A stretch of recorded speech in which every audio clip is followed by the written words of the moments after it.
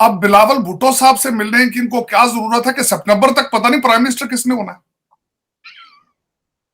देखे ना, ये तो एक ओपन क्वेश्चन है पूरी दुनिया के लिए कि वो, और दूसरा ये कि वो साइड लाइन पे मिले हैं सर जी साहब, उन्होंने पूछा आज थोड़ा तेरे अब्बे का क्या हाल है, वो इतनी बात करके तो वो निकल गए आगे। ये देखें।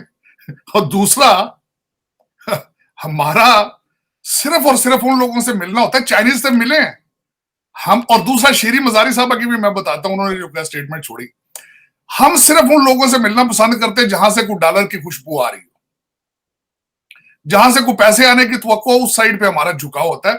अब उसमें मैं ये बताना चाह रहा था, शेरी मजारी साहबा जो है अल्टीमेटली उन्होंने बड़ा बड़ा खूबसूरती के साथ इस चीज को कवर किया है। उन्होंने कहा कि ये रशियंस को इसलिए नहीं मिले कि अमेरिका नाराज ना हो जाए, क्योंकि, और उनकी बात में वजन नजर आ रहा है, क्योंकि इस वक्त तो आपकी सारी गवर्नमेंट जो है वो वेंडी शर्मन की मिन्नतें तरले कर रही है, भाई पैसे पैसे पैसे।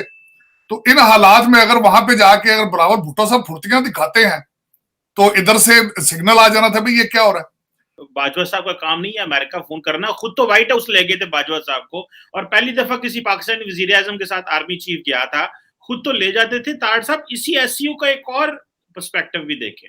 देखिए वहां पे चाइनीज थे। अब जब एक मल्टीलैटरल फोरम है एससीओ, जब भी मल्टीलैटरल फोरम पे जाते हैं तो बायलैटरल से मुलाकातें होती हैं। तो ताड़ साहब, ना Indian foreign minister doctor Jaishankar से मुलाकात हुई, ना रशियन से बात हुई, तो आप क्या समझेंगे फिर ये? क्या बिलावल भुट्टो जरदारी का जो आपके इंपॉर्टेंट नेबर है इंडिया, उसके साथ एनजी मुंह सुजा के हमने रखना है कि जनाब वो ना साढ़े नाल गल की थी, ना गल नहीं की, और मेरी इतला के मुताबिक चोरी छुप के लेटर भी लिख रहे हैं इंडिया वालों को, कहें कि हाँ वो कोई बैक चैनल पे कुछ चीजें चलाना भी चाह रहे हैं, और जब मौका मिलता है तो मिलते भी नहीं है। ये ताड़ साहब, आप क्या समझेंगे? डॉक्टर जयशंकर से मुलाकात ना करना, हाथ ना बढ़ाना, ये क्या ईगो है हमारी, हमारी फॉरेन पॉलिसी का फेलियर है, और एससीओ जैसे प्लेटफॉर्म? क्योंकि आप देखें डॉक्टर ताड़ साहब, चाइना और इंडिया जो है वो अक्सर ग्लोबल प्लेटफॉर्म पे मिल पड़ते हैं, लेकिन पाकिस्तान और जो इंडिया है इनका कोई इस तरह का कोई प्लेटफॉर्म है ही नहीं है जहां पे दोनों कटे हैं। एक ही प्लेटफॉर्म था एससीओ, उसको हमने जाया कर दिया। तो फिर आप नहीं समझते कि बिलावल साहब का दौरा जो है ताशकंद का और एससीओ का, ये ट्रिप जाया हो गया? देखिए, इंडियन रेफरेंस बताइएगा। मैं बिल्कुल एग्री करता हूं। अब देखिए, ना फॉरेन पॉलिसी है ना डिप्लोमेसी है।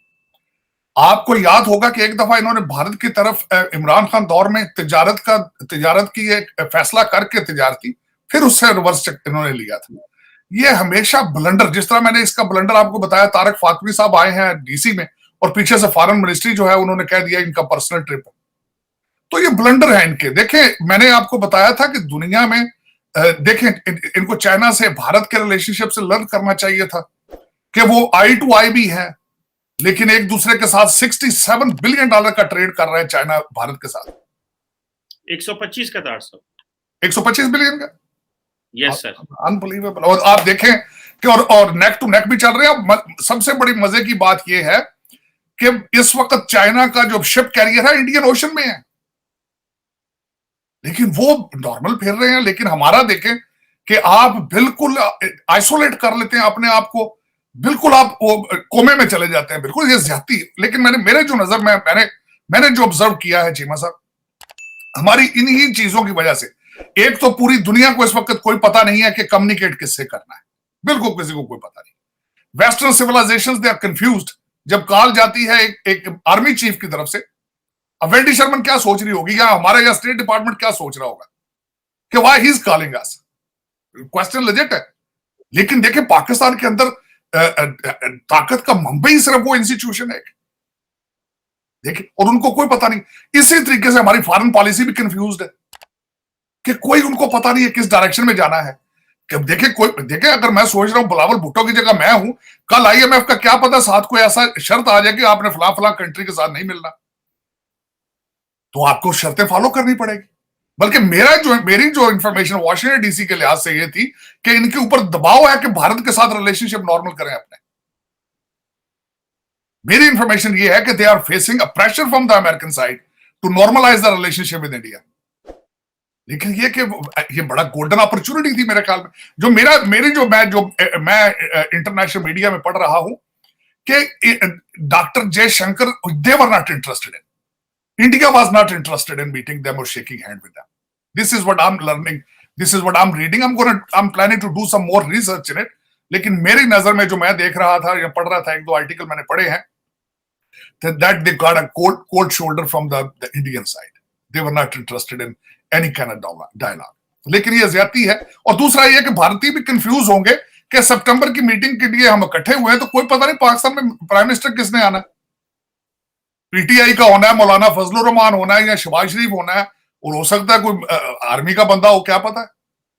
तो वो किससे बात करें भाई? ये तो तैयारी के लिए मीटिंग थी ना कि सितंबर में क्या होना है। अगर आप बैठे हो डॉक्टर जयशंकर की जगह, तो आप टाइम जाया करें एक बंदे के साथ, कोई पता नहीं सितंबर में क्या होना है। अभी let's see what happened in September, will deal with it. इस बच्चे के साथ इसे क्या डील करनी, उन्होंने पूछा होगा जरदारी साहब क्या हाल है यार, सलाम देना है जरदारी साहब को, यही बात हो सकती है। आप क्या बात करेंगे बिलावल के साथ? जिस तरह बंदा पूछा, हाँ जी ठीक ठाक हो, और सुनाओ डैडी का क्या हाल है, अच्छा बैठो, यही गल हुई होनी, और क्यों नहीं। No, they don't. He doesn't have any say in anything. He doesn't have no power. किसी से बिलावल भुट्टो तो कमेंट ही नहीं कर सकता किसी के साथ। क्या कमेंट करके आएगा? वापस आने तक पता नहीं अपना फॉरेन मिनिस्टर भी रहना या नहीं रहना, वापस आना हो सकता है। आगे कोई और लोग खड़े हो एयरपोर्ट के ऊपर। तो इन सर्कमस्टांसेस में आप कह रहे हैं कि वो वहां डिप्लोमेसी करें या फॉरेन मिनिस्ट्री की वहां पे बातें करें, वहां चैन सुकून की, भाई वो बातें कर रहे हैं हंगर। देखे ना, मैं जयशंकर के दो चीजें उन्होंने ट्वीट की हैं, टेररिज्म और हंगर। और इन दोनों चीजों में आप देख लें कि पाकिस्तान कहां खड़ा है इस वक्त, क्या पोजीशन है पाकिस्तान की। हंगर के हालात देख लें आप।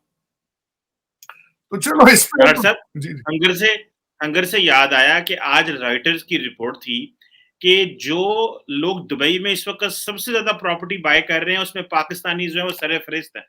और एक तो रशियन ये आज की रॉयटर्स की खबर है। रॉयटर्स ने कहा है इंडियन, रशियन, फ्रेंच, इटालियन थे, और उन्होंने कहा जी कि पाकिस्तानी जो है ये भी सरफहरिस्त है। ये रॉयटर्स और डॉन ने भी आज इसको कवर किया है। तार साहब, ये पैसा बाहर कैसे चला जाता है? अभी तो वो डॉलर पाकिस्तान आए ही नहीं, जिसकी बात हो रही है कि जी जो जनरल बाजवा साहब ने कहा कि जी पैसा हमें दिया जाए। एक तो वो पैसा नहीं आया, दूसरा ये जो पैसा डी वैल्यू हो रहा है, आप क्या समझ रहे हैं? ये जो पैसा स्मगल कर रहे हैं दुबई में, सुना है ये लॉन्चों के जरिए और छोटी कश्तियों के जरिए ये पैसा जाता है। तो मैं आज एक किसी कंपनी के सीईओ से बैठा हुआ था, वो कह रहे थे इस वक्त पाकिस्तान में एलसी खुलवानी हो, लेटर ऑफ क्रेडिट खुलवाना हो, तो स्टेट बैंक कहता है कि जाएं स्टेट बैंक से पहले लिखवा के लाएं। तो ये डॉलर कैसे जा रहे हैं और हम कैसे प्रॉपर्टी दुबई में खरीद रहे हैं? ये रॉयटर्स की स्टोरी है, ये इसमें तो जरा रोशनी डालें। देखिए, मैं इस पे बताना ये चाहूंगा चीमा साहब, पहले भी मैंने बहुत अरसा, आज से कुछ अरसा पहले जब पिछली गवर्नमेंट में ये स्विस बैंकों का शोर था कि जी हम पैसे लेकर आएंगे इनसे, जिस तरह वो हमारे पीटीआई के एक मिनिस्टर साहब कहते थे कि हम वहां से लेकर आएंगे पैसे तो आईएमएफ के मुंह पे मारेंगे लोग, हमसे कर्जे लिया करेंगे। तो उस वक्त मुझे बड़ा शौक हुआ, स्विस बैंकों पर रिसर्च करता रहा। आई वाज शॉक्ड कि आपके पाकिस्तानियों का करप्शन का पैसा भारत के लोगों से ज्यादा पड़ा स्विस बैंकों में। तो पाकिस्तान ने माशाल्लाह बहुत तरक्की की है 1947 के बाद, लेकिन की लंदन में और दुबई में, अमेरिका में और कनाडा में। पाकिस्तान में नहीं की तरक्की उन्होंने सिर्फ बाहर तरक्की की। आप कह रहे हैं लांचों से पैसे जा रहे हैं, मेरी इंफॉर्मेशन के हिसाब से अगले दिन किसी ने कहा है कि कोई approximately close to 200 suitcases full of dollars जो थे वो दुबई जा रहे थे, कराची एयरपोर्ट। और पकड़े क्या गए होंगे, वो मेरा मकसद है क्या पकड़ना किसी ने। आप तो ये सोचें कि मलक रियाज के पैसे बरतानिया वापस करता है तो वो किधर जाते हैं। तो ये कोई मेरा नई बात नहीं है, कोई नई बात नहीं है। मैं ये नहीं समझता कि कोई नई बात है। हाँ, ये एक है कि जो मैं जा इसी डायरेक्शन में रहे हैं पैसे, दुबई और लंदन, लेकिन इस वक्त आपका रुपया 250 का है और अफगानी जो है 255 का है, वहां भी स्मगल हो रहे हैं पैसे, इसमें कोई शक नहीं। लेकिन पता है सब लोगों को, ये कोई नई बात नहीं है। पाकिस्तान माशाल्लाह इतनी तरक्की कर चुका है, हर इंसान के पास हाथ में स्मार्टफोन है, और शाम को वो सारी खबरें वगैरह सुन के, टिकटॉक वगैरह देख के, एक दूसरे को गालियां निकाल के, कोई 5-6 ट्वीट करके इमरान खान के हक में वो फिर सोता है।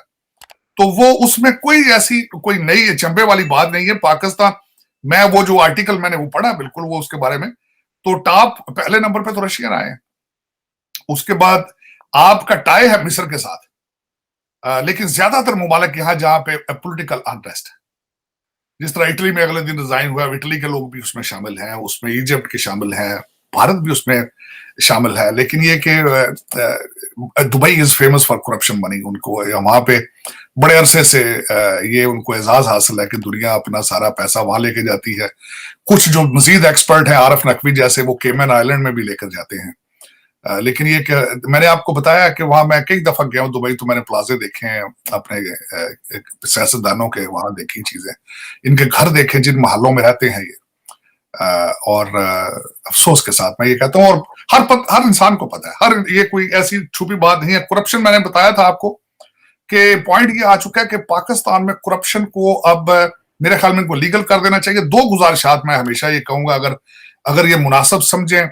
एक तो ये इदारों के अंदर जो करप्शन है उसको कमीशन का नाम दे दें और ये फिक्स कर दें, एक।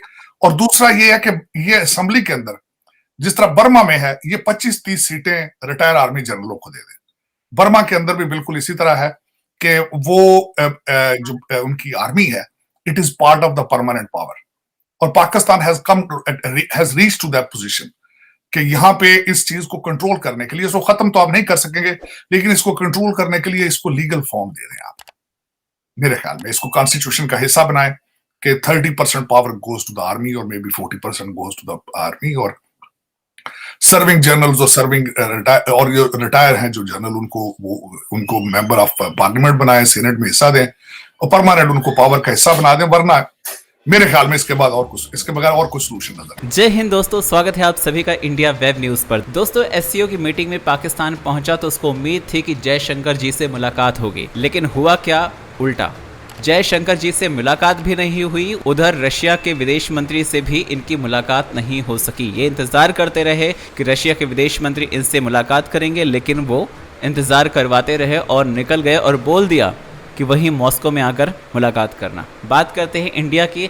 अब मीटिंग में जयशंकर जी ने पाकिस्तान का नाम लिए बिना पाकिस्तान पर हमला बोल दिया। उन्होंने कहा कि आतंकवाद पर जीरो टॉलरेंस की ज़रूरत है, और यही बात सुनकर शायद बिलावल को झटका लगा कि जिस उम्मीद के साथ वो भारत से बातचीत करना चाहते हैं, जयशंकर जी से मिलना चाहते हैं, लेकिन यहाँ पर तो उन पर ही जूते पड़ने लग रहे हैं, इसीलिए शायद उन्होंने मिलना ज़रूरी नहीं समझा। और जैसे कि तरार साहब ने कहा कि पता ही नहीं है कि आगे होने वाला क्या है, कौन प्रधानमंत्री बनने वाला है, और बिलावल साहब भी कहां तक रहेंगे इस सत्ता में, इसकी कोई उम्मीद नहीं है। इसीलिए मुलाकात के क्या ही मायने हैं। दोस्तों, पाकिस्तानी मीडिया हमेशा से कहता रहा है कि भारत और पाकिस्तान के बीच में बैक साइड में टॉक चल रही है, बातचीत चल रही है, लेकिन जिस तरह से दोनों देशों के बीच में इस वक्त हालात है, उससे देखकर लगता नहीं कि दोनों देशों के बीच में कोई बातचीत चल रही, और चलने भी नहीं चाहिए, क्योंकि पाकिस्तान उस लायक नहीं है जिससे बातचीत किया जा सके। वीडियो को लाइक करें, शेयर करें, और अगर चैनल पर नए हैं तो चैनल को सब्सक्राइब ज़रूर करें।